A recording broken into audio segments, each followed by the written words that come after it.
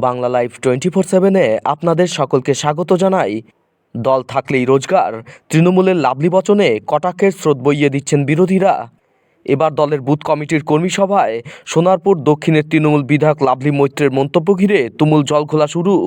ঠিক কথাই বলেছেন লাভলি, শাসক দলকে টিপ্পণীতে ভরিয়ে দিয়ে সোচ্চার বিরোধীরা। দলের বুথ কমিটির ওই সভামঞ্চ থেকে এলাকার নেতাকর্মীদেরও হুঁশিয়ারি দিতে দেখা গিয়েছে তৃণমূলের এই তারকা বিধায়ককে। রোজগার কে কীভাবে করে সব জানা আছে।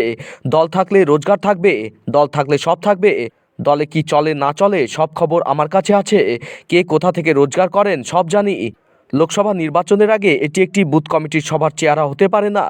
যে বুথ থেকে লিড পাবো না সেই পঞ্চায়েত সদস্যকে সরে যেতে হবে। দল দলের মতো চলবে, আর আপনি গ্রুপবাজি করে চালিয়ে যাবেন তা হবে না। এদিকে শাসক দলের বিধায়কের এমন মন্তব্যের পাল্টা তুমুল কটাক্ষে ময়দানে নেমে পড়েছে বিরোধীরা।